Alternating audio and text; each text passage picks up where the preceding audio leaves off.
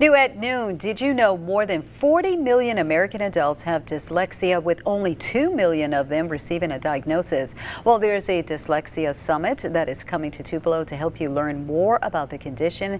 And joining us live to tell us more about it is Robbie Parman, the Executive Director of the Regional Rehabilitation Center. As always, Robbie, it is such a delight to have you in our studios. Oh, thank you for having us. Thank you for all you do. So, dyslexia. I was Yes. kind of surprised by those staggering statistics. It's unbelievable. So as you know, the Regional Rehab Center, we do physical therapy, occupational therapy, speech therapy, early intervention, and dyslexia services. And our dyslexia department has actually grown, Miss Tanya, over the past 5 years. From we had 2 people in that department to now we have 7 people in that department.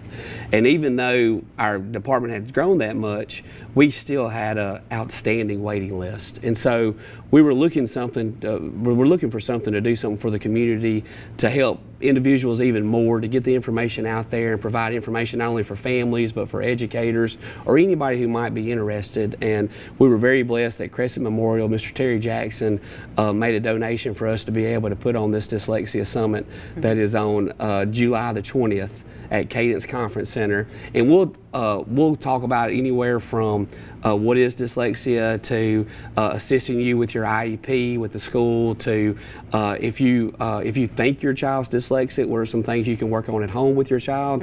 And all kinds of different presenters throughout the Southeast region will be there to present that. And it's totally free. We're not charging anything for the event. That is good to hear. Now, what are some of the signs people need to look for? Yeah, so what dyslexia is, just a simple version of it is, it's a learning disability that affects reading, writing, and spelling. So if your child's having issues with reading or is not comprehending maybe what they're reading, a lot of times people say it's putting letters backwards, but that's really not what it is. That might be something, but it's really just comprehending what they're reading and having issues with that reading and spelling.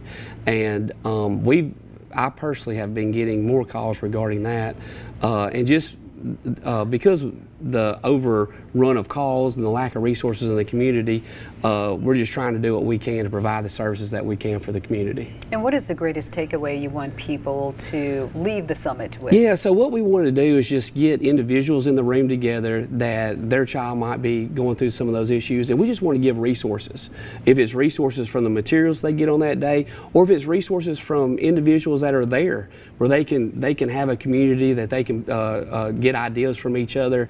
And I think just a lot of good will just come from that, just people talking with one another, and also with the educators that'll be there. We just really started promoting this, and we already have about 150 people signed up for it. Wow. And so the need is there.